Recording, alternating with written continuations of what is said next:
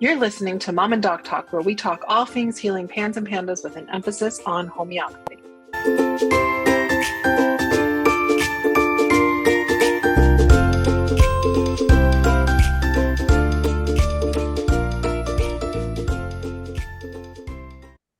Hi, I'm Jody the mom. And I'm Dr. Bar the doc, and this is Mom and Doc Talk, where we talk all things healing pans and pandas with a special emphasis on homeopathy. Today, we are very excited to welcome a guest to talk about something that is related to homeopathy, but also just related to pans, pandas, and autism in general, and that's vaccines. And we are very excited to welcome Dr. Taylor Bean, who is a naturopathic doctor. She is somebody who has been very vocal in our community, the naturopathic doctors who really focus on this community. She is a fellow of the Medical Academy of Pediatric Special Needs and has presented at conferences talking about this topic. And so just having listened to her recently at a conference, I wanted to snag her and have her come in and talk to me, in part because we have similar ideas about how to approach vaccines, in that we tend to take a really, really moderate and thoughtful approach. So I'm going to go ahead and introduce her before we dive into letting her tell us all about everything. So Dr. Taylor Bean has always enjoyed learning the uniqueness of the human body, how each system, be it anatomical or emotional, plays an intricate role in maintaining the strength of our body.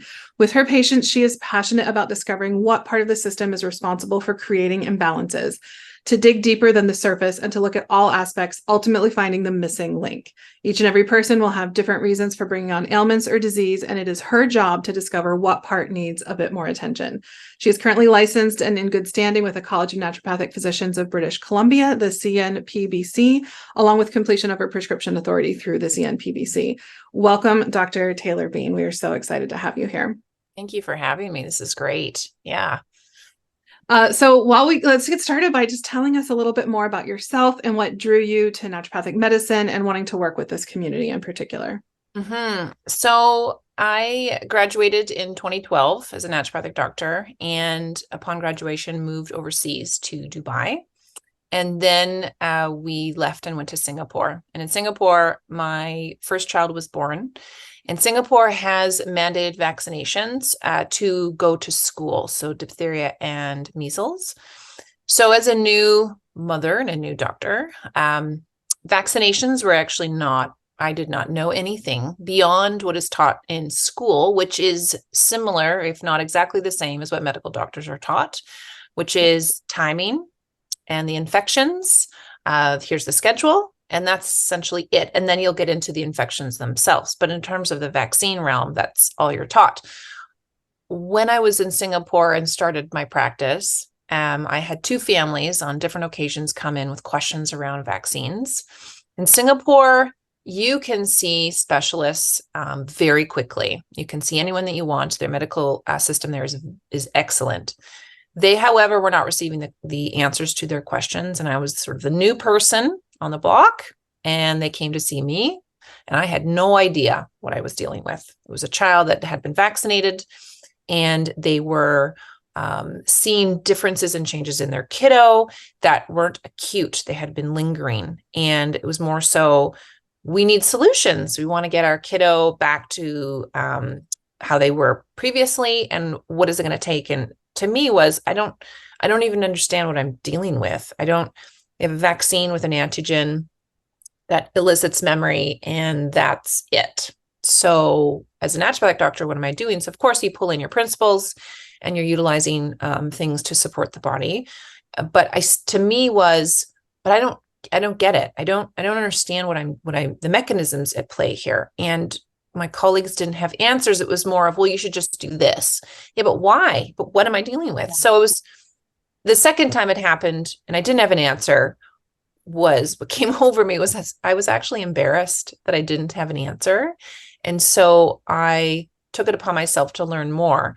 So there was a bit of information out there, but still it wasn't enough, but it was sort of building blocks for me. I created a 3-part vaccine webinar at that point, then moved back to Canada, and I took the certificate so that I could administer vaccines in my office, about a 16 or 17 module program that you need to take, and thought that I would, gain, answers from that. It was just, again, how to administer, when to administer, how to make sure the vaccine, the cold chain process.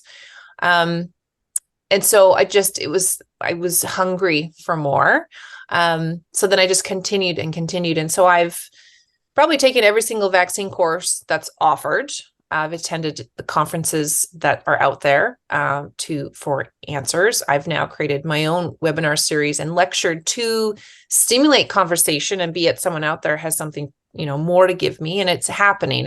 I think I'm gaining the momentum now more so because there's more people talking, more people looking into vaccines that now that I can have that's tangible, that I can be like, aha, this is why maybe this happened. And I look at the adverse reactions that are listed within even my BC CDC and take that as, well, why is that listed? Why is this issue or adverse reaction listed?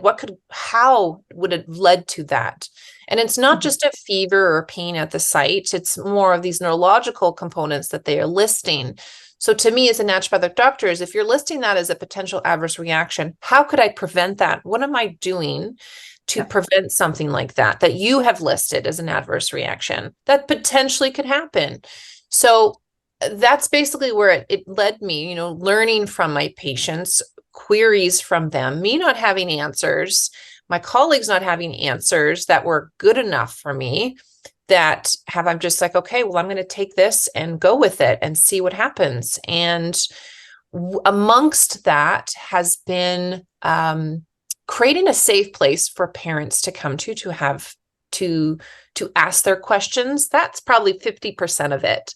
Because what I've found is that parents that are shamed for their questions, and these can be just simple questions like, can you split the MMR vaccine? When you're shamed, you don't return. You don't want to have that conversation again. And what happens is you stop or you don't do anything. So that's where hesitancy is born. And that's where I think the primary place that hesitancy has occurred is from the conventional side, unfortunately. And because we all like to play blame games. And part of me is like, I don't want to blame, but just let's speak rationally here. And if you are going to shame someone, don't expect them to come back. And now I have that patient 5 years later who decided to do nothing because they were traumatized in that first experience. And now they're like, well, I think you're one person I can talk to without being yelled at. And that has happened hundreds of times. And it hurts me to my core every time I hear it and the language that's used out there. Don't expect someone to listen to you when when you're using really hurtful or scary language. So that's that keeps me going, because it's just each vaccine consultation that I have with parents, it's an opportunity for them to speak, because that is how we obtain informed consent. And part of vaccine administration, part of obtaining informed consent is the opportunity to ask questions. And I take that very seriously. It's not going to happen within 5 minutes. So be it that conversation with your healthcare provider should be multiple times. And you can go when you're pregnant. You can go before the kiddo is supposed to have vaccines at 2 months. You got lots of time. But you don't know that you have questions until the day comes. So and social media has really been a platform for questions. I see wrong answers on both sides. Both sides, there's wrong answers. And that's where I'm trying to educate on both sides. Actually, it's this with evidence, with rational discourse. And so I've just found it's such an interesting topic because, it's challenging to discuss. Parents have really good questions. I've had parents almost sweating. They're shaking when they first come in. I'm just like, I am so sorry that this has been an experience for you that is literally traumatizing. So we don't talk about it right away. We sort of go through a sequence of questions of how was your pregnancy and how was your labor, and we go into it, and then we get into the core of those questions. And they send me their questions beforehand, so you already kind of have have something to work with, tangible, of what is it that you want to know? What is it that no one's answering? What is confusing? And so I have patients that want to, have to, and a lot of patients that vaccinate with me, and we just do it in a very a way that works for them, whatever that is. Patients that come in, their kids are 5 now, their kids are 1 year, they're 15, it's all different. Kiddos that are unvaccinated going to college. So it's, I just start where they want to start and go from there. And it's a beautiful process. When you work with someone and your patient from a very calm, respectful place, as we should be, we really get things done in a conversation. So, yeah.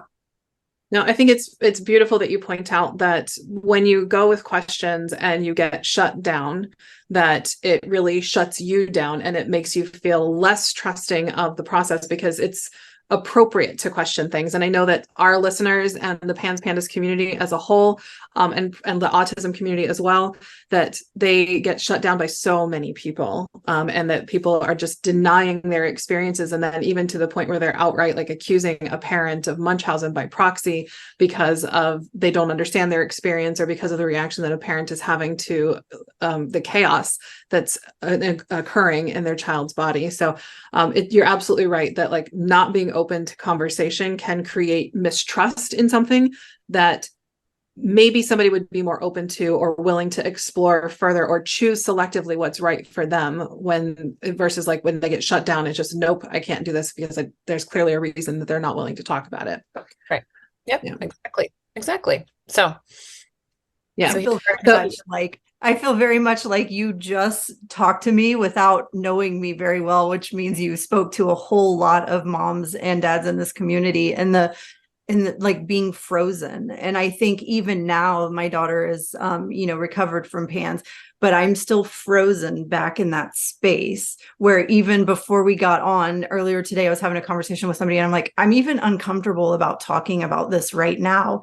And it's very much because I am frozen back there in that space of not knowing what questions to ask, having, the few questions that I did ask met with such strong unkindness. And it just I didn't even understand that until you just said it. It just freezes us in that space to where we don't even know what the questions are or what the conversation needs to be anymore. So, exactly. Yeah. Exactly. Well, the reality is there's so much studying that needs to be done. I know that when I had my daughter, when I was pregnant with my daughter 4 years ago, and she's 3.5 now, when I was pregnant with her and I was trying to research and prepare for what I was going to do with vaccines for her, the research is just so limited. So I'm so grateful when people do the deep work that you did that I don't have the patience for. I've got patience for other areas. So I'm so grateful when people like you do the deep work and really dive in. I know that there is some exploration of like a concept called vaccinomics, where we're really trying to be more precise and like understand the individual and what will work for them, and if they're likely to have a good response to this particular vaccination, if they need to take it in a different order, if they need a smaller dose, a larger dose, so that it's effective for the individual and not just here's the blanket thing for everybody. I'm very excited about that, and it's got a long way to go. So I'm hopeful that at some point this podcast will be completely outdated and everybody will be getting really precise recommendations for them and their susceptibilities. But I know that there's a ton of questions that we've got for the community that Jody, especially as the mom here, wants to make sure we dive into. So let's go ahead and dive into some of these questions about PANS specifically. So the big question that we always have to ask is, are vaccines safe for PANS and PANDAS kiddos? Good question. So vaccinations are inflammatory. That's non-negotiable. They are. In order to elicit an immune response, it takes a process to make an antibody that is inflammatory. So PANS, we have inflammation, and we can have other demographics of people with dealing with other things, Lyme disease, which can be part of PANS. Really any complex chronic illness, right? When there's an inflammatory process. Yeah. Yeah, exactly. So knowing that vaccines are inflammatory, are they safe? we have to have a level of awareness that we could increase inflammation in that body. So knowing that would be, perhaps that would elicit a more profound or moderate adverse reaction as a result of being inflamed before having the vaccine. So this is where, because vaccines, what they use is called an adjuvant to stimulate the immune system, which is quite powerful. And the size of the vaccine will elicit a stronger response versus a smaller vaccine. So these are the conversations that, I will have, or we need to have with parents to get the body to a place that can respond to the vaccine appropriately. If there's lots of inflammation already, the vaccine efficacy also may be lower. And this is even when we look at groups of people that are overweight, morbid obesity, that inflammation there actually interferes with the ability to make memory to the vaccine. So knowing that, even how efficacious the vaccine might be less as a result of the state of the child and the inability to then therefore make memory. So I think that's basically, is it safe? Well, it's the inflammation that might be too much for that child. And therefore discussion of which one we're going to use, when we're going to use it, and go from there. And then using the tools to support the immune system so that it doesn't become too inflamed. And this is where we'll do like a pre and post vaccine support, supporting the immune system from that oxidative stress, the immune system in terms of something like vitamin C, so we don't have a mass histamine response, which has been shown in one paper that I've looked at. The lack of vitamin C mimics shaken baby syndrome, which is due to a histamine response. And we all know that vitamin C is a mast cell stabilizer. So along with other things. So I think, and I have not had, knock on wood, I have not had any adverse reactions in my clinic. And it's because of what we're doing and the mindfulness that what goal are we trying to achieve? And how are we therefore going to achieve it? So it's supporting the immune system in a way that doesn't go overboard. There are some genetics that are coming, understanding if the body, be it a child, adult, is going to be more inflamed or not. So it's interesting to look at those genetic SNPs to see, be it knowing beforehand, if you're going to have elicit more of a more powerful inflammatory response or not. And then will you be able to reduce that or not? Yeah. That's part of what would go into the vaccinomics, is like finding that precision. I know Jody's got a ton of questions for you, and I'm going to let her jump in just a second, but I have to throw in also as a naturopathic doctor, I recommend that people who are working with us, when they're actively flaring, that they avoid vaccinations if possible, because of all of the things that you just said. So that there's plenty of kids who have PANS and PANDAS who can tolerate vaccines, and it's not necessarily a problem. Also depends on where they're at in like the flare cycle. And so we typically recommend that people avoid vaccinations if possible while they're actively flaring. But it sounds like you've got some stuff, and I know we'll talk about it here in a little bit, like ways that you support people around vaccination. Have you found that people who are actively flaring, and for one reason or another, whether it be like a mandate from their local government that they have to get vaccines, have you found that you're able to use the supports that, like, and again, that we'll get to in a minute, to help support them so that it doesn't cause a flare? Or does it typically still cause a flare if they have to get one while they're actively flaring and can't get some sort of medical exemption? Fortunately, I haven't had anyone have to have a vaccine during a flare, fortunately, but I have had sick adults that had to, and be it, they have chronic, it's Lyme, or they have something that's going on, even fibromyalgia or something, and they have been okay. They have been okay as a result of, but I haven't had a child in a flare, but I have had adults that aren't doing well going into having a vaccine, and they did just fine. Yeah. That answers that question. Yeah. So I'm just curious, multi-part question here. What factors contribute to somebody negatively reacting to vaccines? And how do I know if my child is susceptible? Are there any signs that I should be looking for? So you guys are in the United States and you start at birth, and there is no way you would know at birth to know if there's what the response is going to be. No one would know that. In Canada, we don't start until 2 months. Now, you also will do vaccines at 2 months. Some of the signs in those 2 months would be skin, if we have any eczema presentation, what's going on with our bowels. We have explosive bowels. To, are we vomiting? To unconsolable. There's which to me can sometimes mean pain, be it it's digestive pain, or there's systemic pain.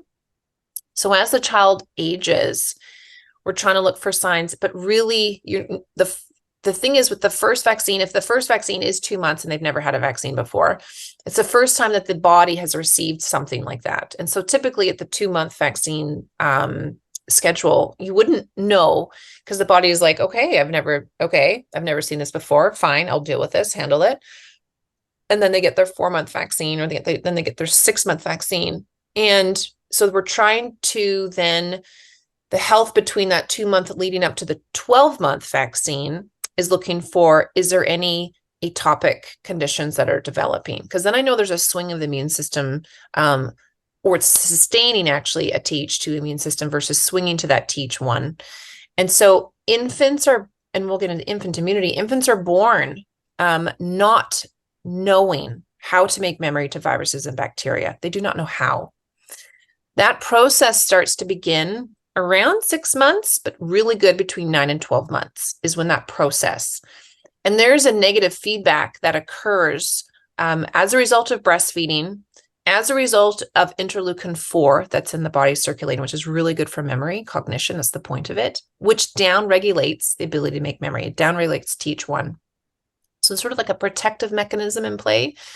So because eliciting an immune response, a memory, be it natural or to a vaccine, is very inflammatory. So the body turns that off.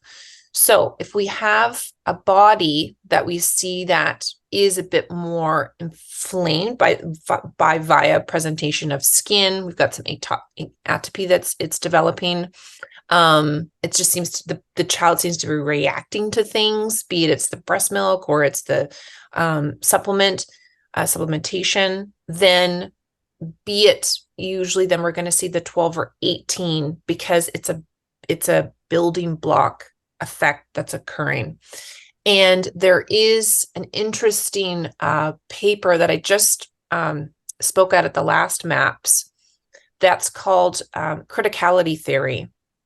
And criticality theory is where when we vaccinate, or be it even a naturally acquired infection, we get an immune response. And when we have an immune response that's over and over and over and over again, quite close to one another, we hit a threshold where the immune system actually starts to then therefore attack itself. And it's due to what's called DOC8.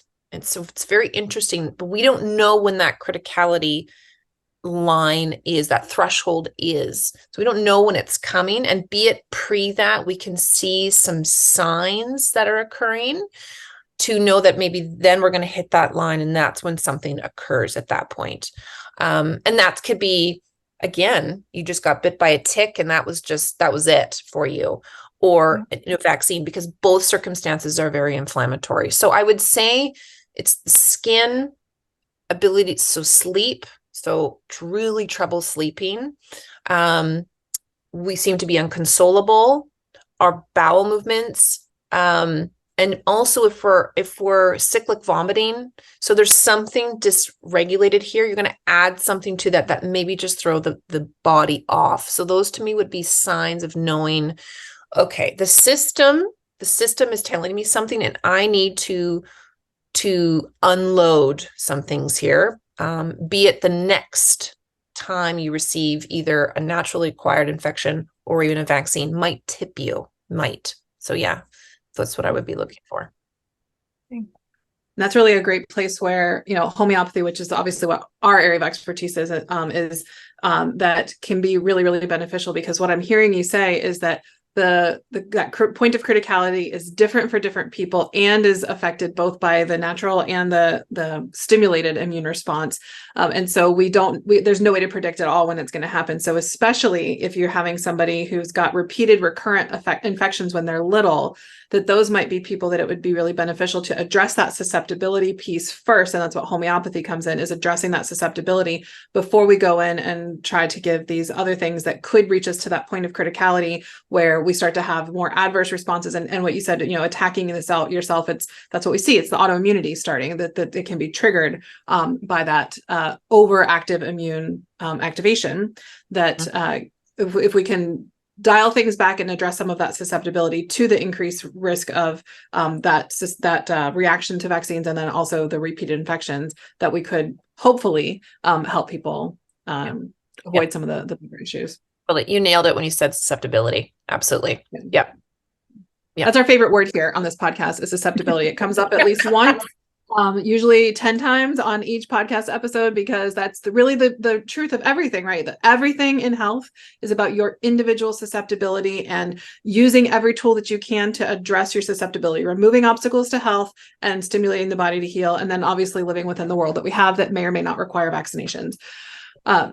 This is why I love this conversation so much, because even with my own children, like everything that you just explained was everything that happened with my younger daughter when she got her first set of vaccines. But it didn't happen with my older daughter, who's my PANS girl, until much later. And she had so even their susceptibility, same genetics, their susceptibility is completely different, and the way they had to be handled was completely different. So I love that, there are actually people out there that are willing to have this conversation. Yeah, it's tough, but it's just a reality. If we want to move forward and use the tools in medicine, we do have to talk about both sides. And that's from its safety to efficacy. We do. And in all forms. Yeah. So you've already started to dive into a little bit on like how some people might go about deciding whether to vaccinate or whether to pause vaccinating.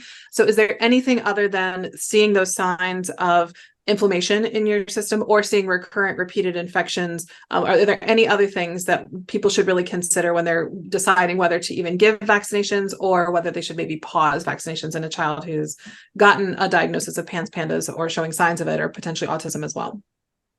When I have a conversation with parents about decision making, I always actually start with the infection first. So do you understand what Haemophilus influenza type B is? Do you understand what tetanus is, or pertussis, whooping cough? Because we come at it a lot from the perspective of the vaccine itself versus coming from the infection side first. So do you know what those infections are? And then therefore, why is there a vaccine for that? We can put the vaccine aside, but helping making decision if you're going to get a vaccine means, do you understand the infection it's for? And do you want a bit of protection towards understanding the risk? Understand the risk. Yes. Understand the risk. Because people are like, I don't even know, like hepatitis B, like what if we go to Mexico? Okay, what if you go to Mexico? You're not going to get hepatitis B from water. So there's this confusion. And so they're like, oh, but that's why I got it when I went to Mexico. No, you got Hep A and Hep B. Yeah. So this is, like, well, hepatitis B, I mean, so that's in the United States, you do it at birth. What's interesting, in Canada, we don't do it till 2 months. Most provinces don't do it till grade 6. So just even understanding the infection first and then move on to what vaccines are we going to do, and then have a conversation. That's how I formulate our conversations, because people don't understand the infection. Like, I don't understand why I'm getting this. Okay, well, let's understand why it's offered. What's the infection? Is there a risk of contracting hepatitis B? Is there a risk of attracting polio or rotavirus? Let's talk about that, or tetanus.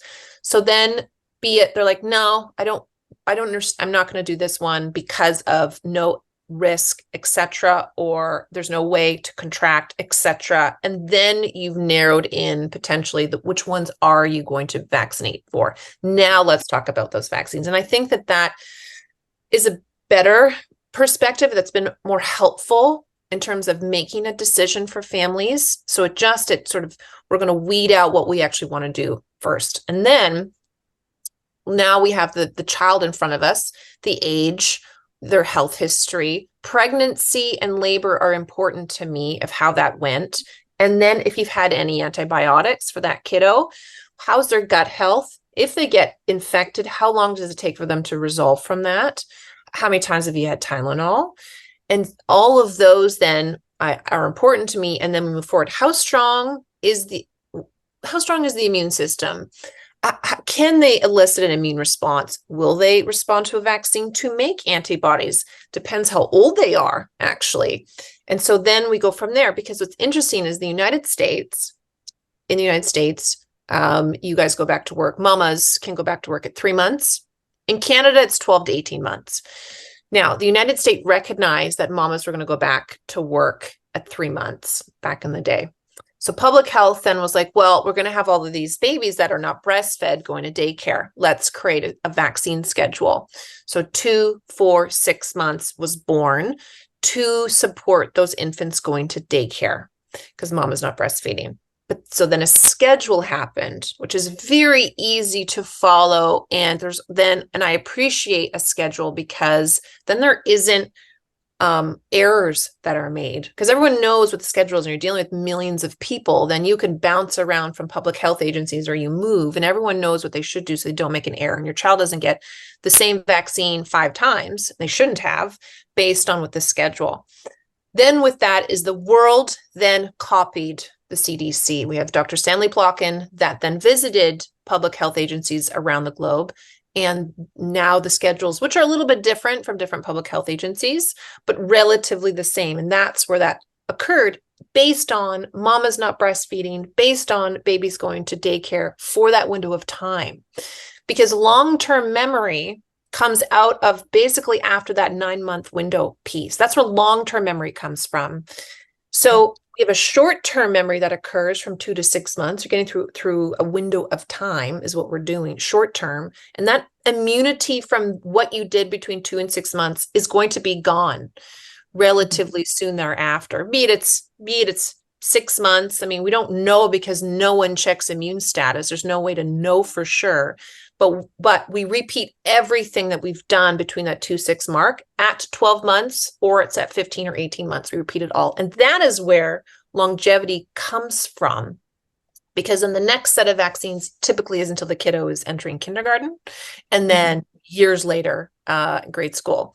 So part of the age of the child also really comes into, it's part of the conversation, is the age, risk. What's happening? Is there smokers in the house? Because then you have increased risk of contracting Haemophilus influenza type B, Hib. Is there house crowding? Are you traveling? Are you going to daycare? Do you live on a farm? All of these components then increase your risk to contract, but then also the susceptibility of that infection hurting that child or not is also part of the equation too. So I mean, that's why it's, it's a big conversation. Well, I mean, you're going through all of this complexity, and like, obviously this is all the stuff that I think about. Jody can tell you, we talk about this type of stuff all the time, which is why I'm so grateful that you're here to have this conversation with us. And because it's so complex, it's also why a lot of people don't do all of the work that you have done to really fully understand it, because it's messy. It is messy because the truth is, again, susceptibility matters, and it's all of those things. So, naturopathic doctors, one of our principles is do no harm. So I take my oath very, very seriously. I don't pick and choose, cherry pick of what I think, they means do no harm. Okay. So to do no harm means I have to have a conversation with you, be it's tough conversation, which unfortunately it's got to that point, to know what is best for you or what is best for your child. And so you need to be informed before you consent to utilizing this tool. Yeah. Yeah. So I know one question that, Jody, I'm sure you're dying to ask, and I'm going to ask it for you anyway, because I'm going to jump ahead because I think this is vital. Are there ways to know how much protection a vaccine is going to give somebody with a misguided immune response? I can't tell you how many kiddos I have seen come through my practice that didn't realize that they had primary immune deficiency until they got diagnosed with PANS and got all this testing. We're seeing all these symptoms and then found out, oh, we don't have any antibodies, but we don't have any antibodies because our body can't produce antibodies. So is there any way to know if somebody is, how much like protection they're going to get if they're having this misdirected immune response? Such a tough question because we have not even established what a threshold of antibodies equates protection. Yeah. Don't even know. So what's interesting is that we have this because you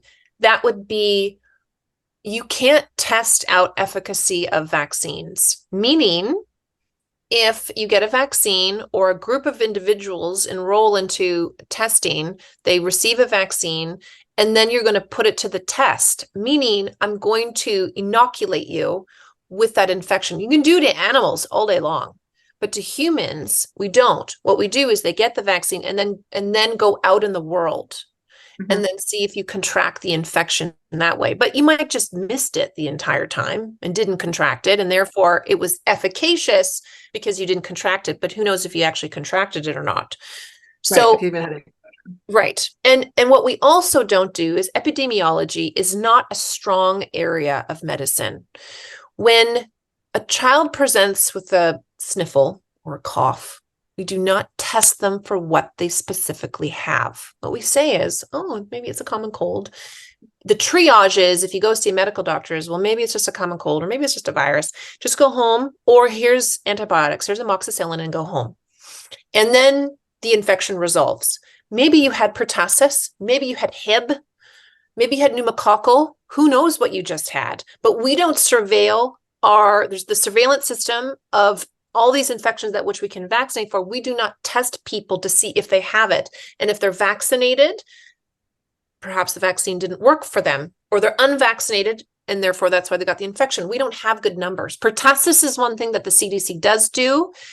And so then they do have rates of pertussis annually, and they look at vaccinated, partial, and unvaccinated, and they don't know the vaccine schedule. And it's about, for actually diagnosing pertussis, it's about 20,000 people per year in the United States of 300 million people, 20,000. That's actually diagnosed. But what about people who had sort of lingering symptoms, could have been pertussis? So that number is probably much bigger. And then they take who's been vaccinated and not, and so forth. And within that, the CDC states, it looks to be, based on numbers, 50% whom have vaccinated or partially vaccinated have contracted pertussis and were able to be diagnosed as having whooping cough. So, I mean, this is the thing, is we don't know, is how efficacious is the vaccine to, did it work for that child? And did you elicit an immune response to protect you? What is that threshold? We're still unsure of what the threshold is to equate protection, because we won't test it to know either, because that doesn't work in medicine. You can't try to hurt someone in that moment. Here, get the vaccine and I'm going to spray you with pertussis and see if this works or not. Not going to happen for obvious reasons. So it's, the thing is with infants though, really up until 9 months, you are unable, your body is built to not make memory. Your body though can kill things. An infant has an innate immune system that can kill things, but it doesn't make memory because it's built to not to. So you are going to get sick. That is going to happen. And you're going to get sick from the exact same thing, probably over and over and over again, because you're not supposed to make memory yet. You're supposed to be protected by mom who supplies passive immunity. That's how nature intended it. So then based on after that point, and when we give the vaccines at 12 months, that's where the memory is happening, is the 12 months. Now, can you? Well, what's happened before then, has that reduced your ability to make memory at 12 months? That's a question also, unsure if our decision-making within here has reduced that ability from C-section, not breastfed, antibiotics, and be it the vaccines over and over and over again, has that reduced that Th1 ability leading into that 9-month onward threshold? And so there's all these variables that play into the conversation. That did we reduce your ability, not because of your genetics, but our decision making, and now onward you're not able to, because we are not ever, will there ever be any research done on taking a group of pure unvaccinated people and vaccinate them at 12 months onward or 9 months onward and compare them to 2, 4, 6 months onward. That will not occur. That will never happen for research to know and to explain. Yeah, the immune system shift is important for us to be part of our conversation, because immunologists and public health need to start having conversations. And be it, is our timing off on doing these things? The timing was there for kiddos that are not breastfed going to daycare. What about the ones that are being breastfed? And is breast milk interfering for baby to make memory, which it does for pertussis, interestingly enough. So then we have these unintended consequences that we're creating. So, but in order to make sure that we all stay on track and be organized, we have one schedule is what we have. Yeah. Perhaps there should be 3 schedules based on what you're doing, or variants of those schedules to support every single human body for better vaccine efficacy as well, because things that we're doing might be reducing efficacy, prolonging the ability to make memory. But is there immune insufficiency? Is we aren't going to be able to know that also before really 9 months, because you aren't supposed to be making memory. You're not supposed to. You're built, locked in, teach to. And that has been defined in the literature. And they're therefore looking for novel Th1 stimulating factors in vaccinations, because that's how the body works. Yeah. So ultimately what I'm hearing from you is that not only is there not a way to guarantee how much protection you're going to get from a vaccine for somebody who has autoimmunity or a misdirected immune response, but there's no way to tell for any human being, again, because there's all of these individual mitigating factors that could contribute to how your body's going to respond to an individual vaccination. Yeah. All right. Yeah. It's a N of 1 every single time. And and then be it when you have a patient in front of you, are we going to be doing blood work for a 2-month-old to see? But then again, I know that you're not built to make memory as a 12-month-old can. So I already know that there's immunodeficiency, but really it's just the development hasn't occurred yet. The immune system is developing. And can we teeter it even more as a result of our decision making? Yeah, we can even teeter it even more. So then you are further away from making immunity. That Th1 isn't coming in to development as a result of a multitude of decisions that we're making. Yeah. So you've mentioned the schedule multiple times, and I'm curious. I think a whole lot of people are curious if vaccines are causing more issues today because of the schedule or the ingredients. It sure does seem like they're causing a whole lot more issues, but I also acknowledge that we have a whole lot more ability to communicate with each other. So what are your thoughts there? The more vaccines means more inflammation. And, when we look back in the 80s and people want to pin MMR vaccine as an issue, MMR was in the 80s and MMR is today. And so I don't think that MMR is the problem child. It is because we see when people see issues or adverse reactions, usually be it at 6 months or it's usually post MMR. So then we pin MMR, but it is what is occurring before that and the amount that's happening before that. And eliciting immune response is very inflammatory on an infant that doesn't know how to deal with that inflammation. However, in the 80s, we did vaccines and we didn't see what we're seeing today. So there comes again that criticality threshold. That criticality theory comes in terms of a threshold. Where is the threshold? Well, in the 80s, we didn't hit that threshold. So, I had the DHANP, the OPV, oral poliovirus, which doesn't have aluminum in it, and the MMR vaccine. So to me means there is a balancing act that can happen. We have to have a conversation on how much is being used and can the human body handle it.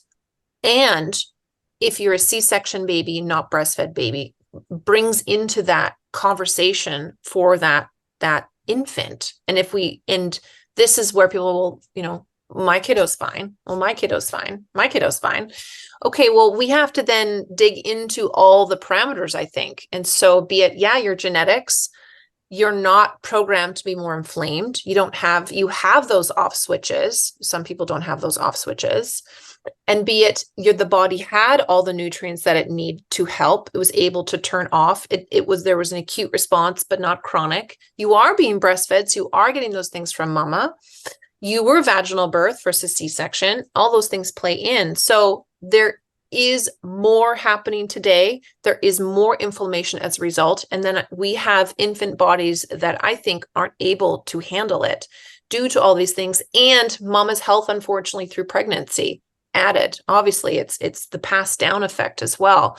So we have all of these things. This is why if you have as an ND, we have mama who is going to get pregnant, supporting her before that, supporting her through pregnancy and all those things leading up, and then talking about labor and what we can do, interventions, and advocating for yourself and reducing less is more when it comes to pregnancy and labor, so that we have a thriving kiddo and reducing probability of things that may occur.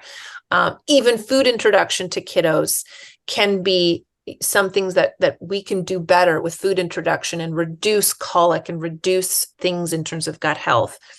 All of those factors, because we've changed how we've done things from the 80s to the 90s, to now in the 2000s, of how we've decided to do things for kiddos, and more is being done. And that includes vaccines, but that also includes interventions. It also includes antibiotics. It also includes Tylenol, all those things. We have more all wrapped into that. In pregnancy, we're doing more. Yes, even vaccines in pregnancy, be it medications, more medications are being used in pregnancy than before, from even antidepressant medications, you name it. So it's the load. It is absolutely the load. Yeah. Yeah. Well, Dr. Bean, you've given us a lot of things that people can really think about when it comes to choosing the right approach for them for vaccination, things that they can bring to their providers to ask them about when discussing vaccinations. I'm curious if we could shift gears just a little bit to talk a little about how you support people who has chosen to get vaccinations to help them reduce their risk of having any adverse events. I know you and I've talked previously that you do use a lot of homeopathy in helping that with that protocol, and that we acknowledge that people who are using homeopathy as their primary method of treatment, or that they're using it as a mainstay, even if it's not the only thing, that if they're using chronic classical homeopathy, that the homeopathic side would not apply to them, because that could interfere with their response, and that ultimately is going to give them the most protection for their individual unique susceptibility. But I know that there's a lot of things that you do outside of that as well to help people support themselves and reduce risk. So share with us what you can about what some of the things that you do. Absolutely. So glutathione, number one, glutathione. And that's always sometimes can be a struggle to get kiddos to do. But if we have an infant, it's usually they'll do it. So a good liposomal. I start 2 weeks before the vaccine, and I go 2 weeks afterwards. Some people might do 2 or 3 days. I start 2 weeks beforehand, first off, to know that the things that I'm giving the child, they're not reacting to it. They can handle it totally. Yeah. Because let's say I start 2 days before the vaccine to get the vaccine, and it's like it was actually the product and not the vaccine. I don't know which one. So we start 2 weeks beforehand. So glutathione is number one, vitamin D, number two, vitamin C, number three. Now I'm going to be adding in SPMs, and I haven't before, but for that. Hear what SPMs are? Just for anybody who's listening who doesn't know what that is. So it's from fish oil, but it's more a different structure. But it's from that SPMs are helping at helping with inflammation at a stronger level is what they are. There's not many companies that do SPMs, but it's working on certain inflammatory pathways. And so this is where SPMs have come beginning really, they haven't been here that long, I think. But they're really coming to conversation in terms of inflammation for patients, be it post-infection, even let's say post-surgery afterwards. just to help with those inflammatory pathways. And so that's something that I'm going to start to introduce more now is SPMs after just doing some more, actually from the last MAPS conference, conversations around inflammation. I also do use, I want to do drainage. I want to do support the body with drainage, and be it different companies and products, which are typically a blend of homeopathic remedies in one. But I think drainage in that perspective, working on that extracellular matrix component is important pre and post. And even kiddos that are presenting with a bit of eczema, I find that our 2 week leading up starts to improve. So then we're reducing that inflammation load by using drainage and those nutraceuticals. And then, and then I do use some specific homeopathic remedies, but that's essentially the essence. If we're doing MMR, I will also tie in vitamin A with that. Just one big dose on the day of, and I usually will do 2 weeks later. We will also do that. Then with that is if we see something beyond a fever, beyond soreness, then we have some tools in place. And be it we're going to give the kiddos some charcoal to help reduce inflammatory components such as IL-6, tumor necrosis factor alpha is what we're thinking about, is reducing those components so it doesn't lead into a chronic effect. So supporting the body that way. Yeah. One quick question before I let Jody ask the last mom question that we have here. With the approach where you're bringing in more SPMs, I'm curious if you suspect that there might be less of an immune response, like less of a immune memory formation because of the reduction of inflammation, because as you said, inflammation is a necessary part of developing that immune response. So it's going to be interesting to see how much, like I can understand wanting to reduce the inflammation going in, and I'm curious if there would be any mitigation, or you would want to maybe reduce mitigation after, or if that's not much of a concern for you. No, it's more modulation versus suppression. And so with all the nutraceuticals, it's modulation and no suppression. Even glutathione actually has specifically been looked at to not intervene at all in memory formation, because it does help with immune. This is why I use it, which is it does support with memory, helps with oxidative damage. Gentle chelator is also why I'll use it, but it's more so for the immune response. But no, it would be modulation versus suppression for all of these things still at a level that is helpful to elicit immune response, but not as though we're suppressing it. No. Okay, perfect. Yeah. And one other thing is that I'd like for people to do is Fiji water.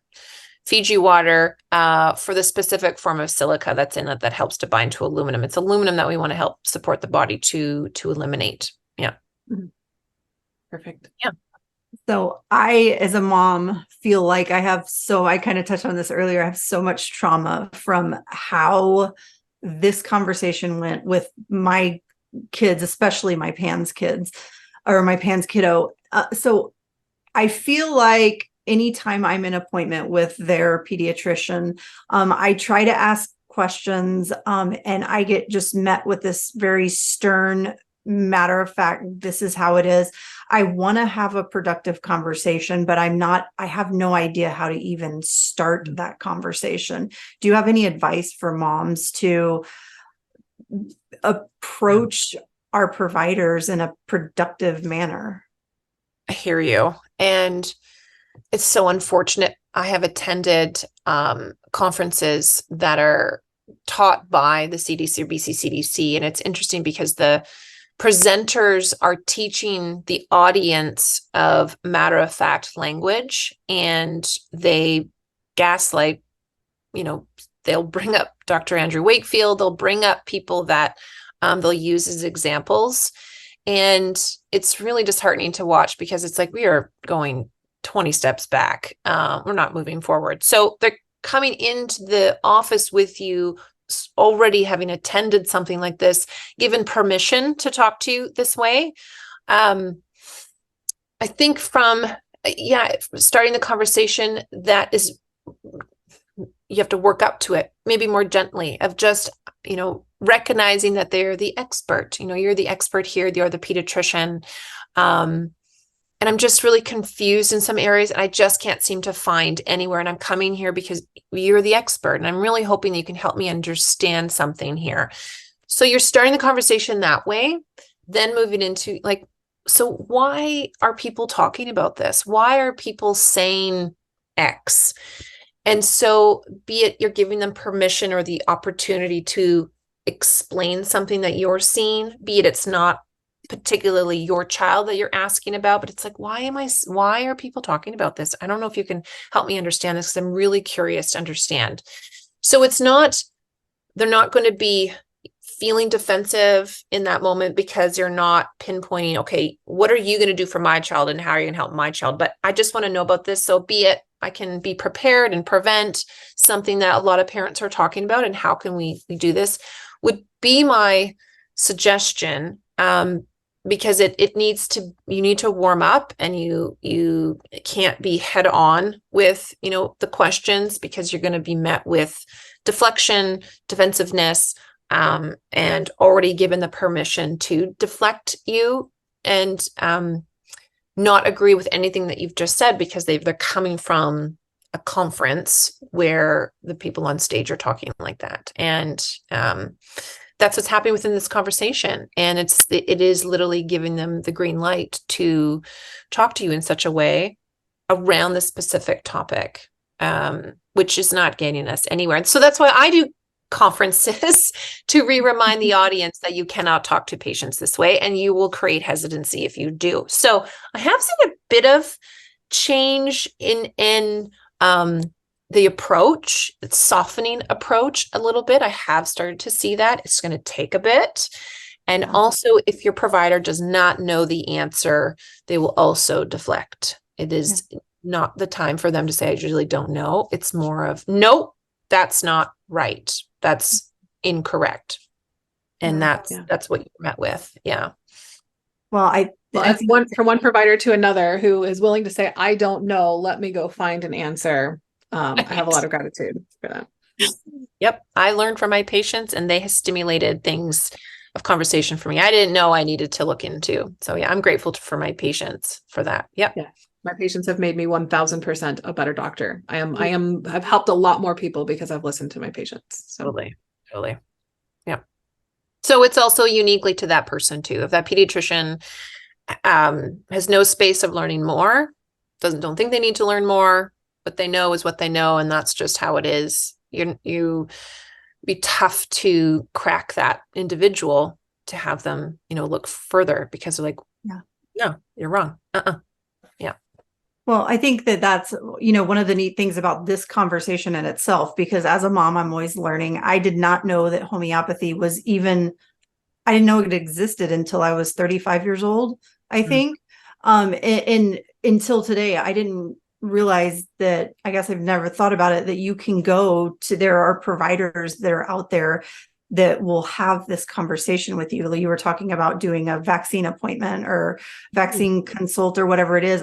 It never dawned on me that there are providers out there that are willing to sit down and have that conversation even before I have the child, or if problems start happening to where, I can go and talk to a professional that's willing to have an actual conversation with me. So just even knowing that exists it's really nice. It's beneficial, really helpful thing to us moms.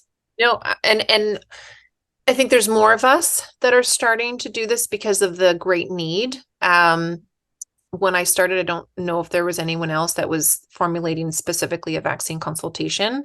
But I saw the need, and that it required its own consultation. It really, because it comes up in conversation. I'm like, well, we really only have 15 more minutes, but this is a conversation that should be an hour. And that's also why I built my vaccine webinar series. There's 8 of them, and vaccineoptimization.com. I mean, that is in a nutshell what I want all of us to do and be able to provide for is vaccine optimization. And that means so many different things, from our language to having conversations, safe place, supporting immune system. I mean, that's, to me, is what that is. And so I created them because I don't know what you don't know, and you don't know what you don't know. And what is it? What do you want to know? And so, do you want to know about infant immunity? Do you want to know about the viruses we vaccinate against, or the bacteria?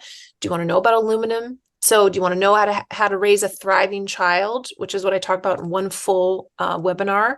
What are those things? Because again, raising a thriving child, are they therefore then susceptible to something that this child over here is susceptible to because they're not thriving? So it's the whole picture piece. But yeah, I mean, I think the language around the vaccination has certainly taken a turn. COVID has stimulated, it's been a stimulus, certainly, for conversation for a lot of people. It was unfortunate that's what it took but we should have always have had this conversation, but that's more and more people are like, yeah, I want to have a dialogue around this. I have a right to have a conversation and know more. And you do have a right to know more. You do. So you should have someone that should be open to having that with you. So speaking about knowing more, I love that you've got the webinars on your vaccineoptimization.com. We'll make sure we've got a link to it in the show notes so people can access it really easily. Just a quick question about that. Is that more geared toward parents trying to make decisions, or providers, or is it a little bit for both? Both. It's both. I mean, this conversation, I provide all the literature, all of the, and unfortunately it can be too much, but this topic and we're talking about vaccines. We cannot be in I want you to have the literature. I want you to have the language. I want you to have the depth of information. And unfortunately, we have to go there of depth, and you're going to have that brain is going to be turned on when you're listening. This is not just, we're talking about colors and shoes. Like we have to go deep with this so that you are prepared with the language that you're asking sophisticated questions, because now you've gone a certain depth, and so now you can really narrow in what is it that you want to know, and you can have that language to express yourself because you understand more than you had previously, and it's supposed to stimulate deeper conversations as well. And so some topics I just scratched the surface, because maybe you want to go down that specific one or that specific one. And so it could be 20 hours. Really, I left a lot out because it's just too much, but I want to stimulate that. And so, yes, it's technical. I'm talking about, immunity, physiology. I get into those, but you need to understand, even from what an antigen to an antibody is, if you're going to start having a conversation about this and wanting and having people listen to you. But if you start saying things that are totally wrong, you lost your audience. And so that's why it's that way. Yeah. No, I appreciate it because it's beneficial. I can't tell you how many parents will ask, especially in the PANDAS community, that they need to talk to somebody who is not as informed as they are as individuals, because these are people who come with like lots of research, and they spend they get their mom MD, right? And so I think it's great that it's something that could be beneficial both for parents and that they could use to share with a provider who is interested in learning more and to getting a more in-depth conversation. Yeah. Are there any other resources that either you have or that maybe somebody else wrote that you really appreciate that you would like to share as just like good things that people could lean into more, or help them with their decision making? I appreciate the book, The Unvaccinated Child, written by 2 naturopathic doctors. I really like that book. It is it's not thick. It's a great size. It goes through each infection, which I love. Every provider should have that on their shelf, and it gives you solutions. And that's what I love about it is, for me, I'm a solution person. You can tell me XYZ is good and bad. Okay. So what am I going to do? Now what? Yeah. Give me that piece. So they give that. They talk about the infection, get to know the infection. And then if your kiddo presents with the infection, what are you going to do? Because even though you've been vaccinated, it's not 100% efficacious. So then what are you going to do? So that I like that book for that. Diving deep, Dr. Cowan has the vaccine autoimmunity book, and I think that gets into physiology, which I really like. And I buy these books simply just for their references. Like, what are you referencing? And then I look at those references. Those 2 books I would say are a good start for also not inflammatory language. I'm not for inflammatory language on either side. I am for just critical thinking, directness, leave the emotion at the door and let's just dive into the research and have a conversation. That I really like. That's what those two books to me give. Yeah, I would say those are a good starting point. There's, depending on what person wants, there's deeper books. But those are really two good ones to own. Yeah. Yeah. All right. And then finally, other than vaccineoptimization.com, how could people get in touch with you if they want to learn more about you or potentially consult with you? You are in Canada, and I believe you can only consult with Canadians, but you can do like a one-time consultation for people who are in another province as well. I think you shared. So if that's incorrect, please correct me, but how can people find you? Yeah. So my clinic is taylormadewellness.com. And then my personal website is drtaylorbean.com. I'm also on Instagram. Lots going on over there. Dr. Taylor Bean for the Instagram piece. Now, in terms of consultation, I do see people within Canada, within the United States.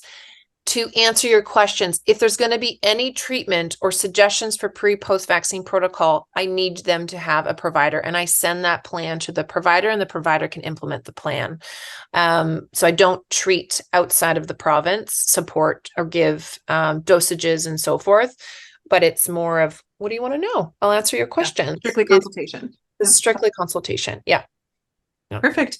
Well, we'll make sure we put links to all of those things, the books that you shared, your websites, your Instagram, everything. We'll have that in our show notes. Dr. Bean, I cannot thank you enough for the time that you've given us and the generosity that you've shared with this community. And I appreciate that you didn't dumb anything down for people too. Like that, like I said, you and I have both learned so much from the community that we've served. And so I know that people appreciate it. And if anybody's got questions about the things that Dr. Bean did not dumb down, you can definitely let us know, and we can do our best to make sure that we clarify any of that for you. Dr. Bean, thank you again so much for joining us today. Oh, it's my pleasure. Thank you for having me. We hope you found this episode helpful, hopeful, and inspiring. We try to get a new episode out every week. You can make sure you don't miss any by following us on Spotify or subscribing to our channel on YouTube. If you want to connect with us more, join our Facebook group, Homeopathy for Pans and Pandas, where we have exclusive weekly videos and answer your questions about, you guessed it, homeopathy for pans and pandas throughout the week. If you are already a member, give us a shout out and let us know what you thought about this episode. If you aren't on Facebook and would like to reach us, you can email us at podcast@resiliencenaturopathic.com. Until next time, take care and remember, this won't be forever.